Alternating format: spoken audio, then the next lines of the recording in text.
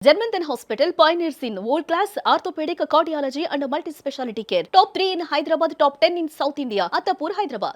But నాన్నగారు మంచి association NTR గారు అండ్ ఆ ఫ్యామిలీతో కూడా. ఎస్ పొలిటికల్గా కూడా నాన్నగారు క్యాంపెయినింగ్లో చాలా టైమ్స్ పార్టిసిపేట్ చేశారా? టీడీపీ. ఓ యా, ఎన్టీఆర్ గారి మీద ప్రేమతో ఆయన క్యాన్వాసింగ్ చేసినట్టు నాకు తెలియదు. క్యాంపెయినింగ్ వెళ్ళారు కొన్ని. ఓకే, సపోర్ట్ అంటే నేను పార్టీకి సపోర్ట్ అని చెప్పట్లా, జనరల్ గా ఆయనతో పాటు వెళ్ళి ఉండొచ్చు, ప్రేమతో.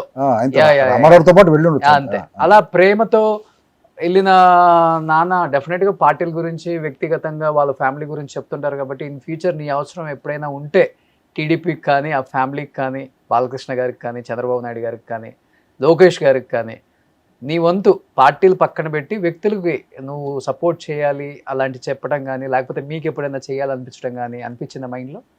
అసలు ఎప్పుడు లేదు బ్రదర్, నాకు అసలు ఆ పొలిటికల్ ఇంక్లినేషనే లేదు బ్రదర్.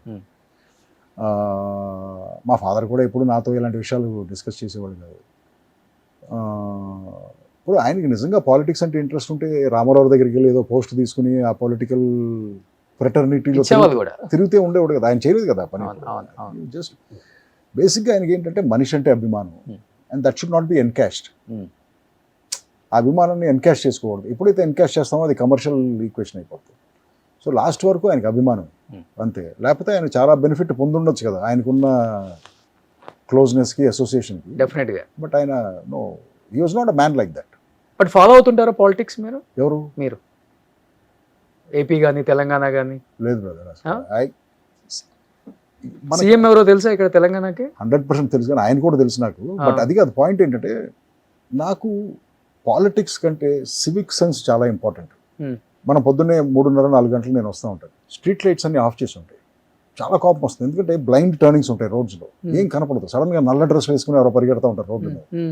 ఇది పాలిటిక్స్కి సంబంధించింది కాదు, ఇది గవర్నెన్స్ను, సివిక్ రెస్పాన్సిబిలిటీస్కి మనం ఎలక్ట్ చేసిన అఫీషియల్స్ చేయాల్సిన పనులు వాళ్ళు చేయట్లేదని చాలా కోపం వస్తుంది. ఇలాంటి ఇష్యూస్ ఉంటాయి కానీ నాకు మైండ్లో పొలిటికల్ ఇష్యూస్ ఏమి ఉండవు. నాకు పాలిటిషియన్స్ చాలా మంది ఫ్రెండ్స్ ఉన్నారు, ఆ పార్టీలో ఉంటారు, ఈ పార్టీ. రేవంత్ గారు కూడా మంచి ఫ్రెండా?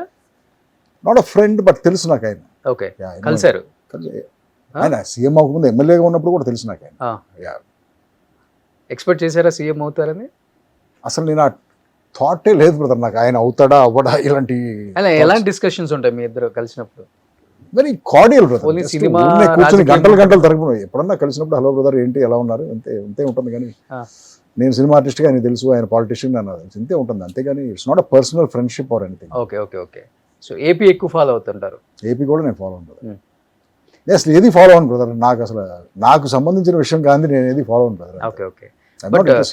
బట్ చంద్రబాబు గారు అరెస్ట్ బాగా ఫీల్ అయ్యారని విన్నాను. 100%. I felt bad. ఎందుకంటే ఆయన నాకు అందరిలాగానే నాకు కూడా ఆయన బాగా తెలుసు అంతకు ముందు నుంచి. But I felt bad. ఎవరో చెప్పారు నాకు, ఒక అంటే మిగతా అన్ని తీసి పక్కన పెట్టిన ఆయన ఎందుకు జైల్లో పెట్టారు ఇదంతా I don't know the actual reason.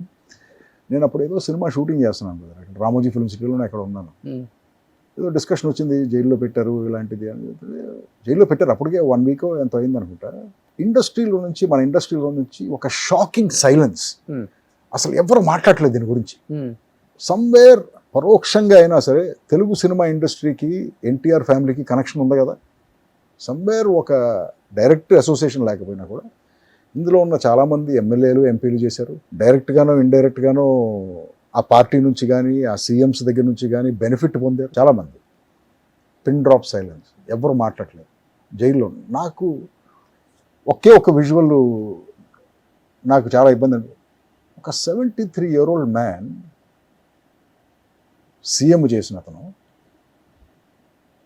Maybe whatever may be the case, subject to ఇన్వెస్టిగేషనే కదా, ప్రాపర్ టాయిలెట్ కూడా ప్రొవైడ్ చేయకుండా ఒక ఇండియన్ టాయిలెట్ ప్రొవైడ్ చేసి అతన్ని ఇబ్బంది పడుతున్నాడో ఆయన అని చెప్పేసి తెలిసింది.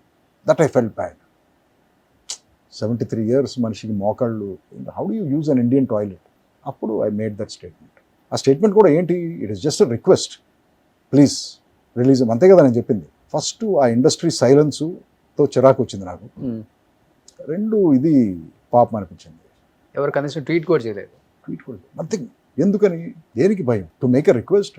ఇప్పుడు ఇమ్రాన్ ఖాన్ అక్కడ జైల్లో ఉన్నారు. ఆయన ఎంతమంది మన క్రికెటర్స్ రిక్వెస్ట్ పెడుతున్నారు, గవాస్కర్ గారి దగ్గర నుంచి కపిల్ దేవ్ అందరూ రిక్వెస్ట్ పెడుతున్నారు కదా, ప్లీజ్ ఆయన్ని హ్యూమన్గా చూడండి జైల్లో. బికాస్ ఏంటంటే వీళ్ళందరూ గ్రేట్ అచీవర్స్ కదా బ్రదర్. ఎగ్జాక్ట్లీ. ఎక్కడో ఏదో తప్పు చేసి ఉండొచ్చు, లేకపోతే వేరే పొలిటికల్ మోటివేషన్స్ వల్ల జైల్లో పెట్టి అవన్నీ అయ్యి ఉండొచ్చు. ఇప్పుడు ఆ బేసిక్ హ్యూమన్ డిగ్నిటీతో ట్రీట్ చేయాలి కదా ఓ మనిషిని, ఎస్పెషల్లీ ఆ స్టేచర్ ఉన్న మనిషిని. Imran Khan X prime minister of Pakistan. So అలా అదే అనిపించింది అనమాట అప్పుడు. ఆ తర్వాత నేను మళ్ళీ ఆయన్ని కలవలేదు, నేనేం చేయలేదు, జస్ట్ అది ఆ వీడియో పెట్టడం తప్ప. రేజర్ May 8th రిలీజ్ అవుతుంది కదా, అవును, అలా సక్సెస్ మీట్లకి వెళ్ళినప్పుడు ఒక హాయ్ చెప్పారండి, ఏముంది? నేను అది కూడా చేయను బ్రదర్, సక్సెస్ మీట్లు ఇవన్నీ చేయను బ్రదర్. మీకు ఇష్టం ఉండదు కదా? నాకు ఇష్టం ఉండదు. The film should talk for it self brother. Cinema దాని గురించి అది మాట్లాడుకోవాలి కానీ, బట్ నేను వెళ్ళి సక్సెస్ మీట్లు పెట్టి ఇలా డబ్బా కొట్టుకుంటాం ఇవన్నీ నాకు ఇష్టం ఉండదు. Okay okay. సో ఇందాక నేను ఒకటి అడుగుతుంటే మీరు ఏదో బెడ్ షేర్ అన్నారు, ఎందుకని సార్ అది? కాదు, ఇప్పుడు నేను ఇంటర్వ్యూలకు వెళ్తే ఇలాంటి పిచ్చి పిచ్చి క్వశ్చన్లన్నీ అడుగుతూ ఉంటారు నన్ను. అందుకు మీరు సడన్ గా ఇదేమన్నా వస్తారేమో ఈ సైడ్ అని చెప్పి ముందే హింట్ ఇచ్చాను, అటు వెళ్ళొద్దు బ్రదర్ నువ్వు. అంతేనా? ఓకే. డెఫినెట్ గా మీకు ప్రపోజల్స్ వచ్చి ఉంటాయి, అది వేరే ఏం విషయం. Proposals brother? మంచి హైట్ బాగుంటారు కాబట్టి. I choose not to comment on this. అంతేనా? అంతే. వచ్చినాయి ఐ ఉన్నాయి. Neither confirm Nar deny what you're saying. అంటే ఆ టైంలో ఆన్సర్ చేశాను కదా, నువ్వు నన్ను అడిగింది నేను కన్ఫర్మ్ చేయట్లేదు, కాదని చెప్పట్లేదు. ఓకే. సో నీ ఇష్టం, నువ్వు ఎలా అర్థం చేసుకుంటే అలా. అర్థమైపోయి ఆడియన్స్ కి అర్థమైపోయింది. ఏమా so anyhow first of all thank you Ravibabu గారు, Thank you so much. చాలా ఇయర్స్ తర్వాత మాకు కావాల్సిన అంటే ఇలాంటి సినిమాలు మేము మిస్ అవుతూనే ఉన్నాం.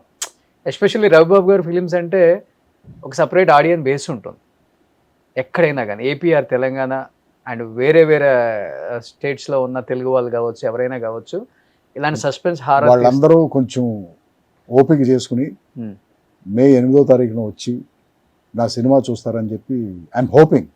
ఎందుకంటే మీకోసం తీసిన సినిమా అనేది చాలా కష్టపడి తీసాం. కానీ నాకు తెలుసు మీరు కూడా థియేటర్కి రావాలంటే చాలా ఇబ్బంది పడాలి. ట్రాఫిక్, ఆ సినిమా టికెట్ రేట్లు, ఆ పాప్కార్న్ రేట్లు ఇవన్నీ చూస్తే మీకు కొంచెం చిరాగ్గానే ఉంటుంది, వెళ్ళాలా వద్దా అనుకుంటూ ఉంటారు.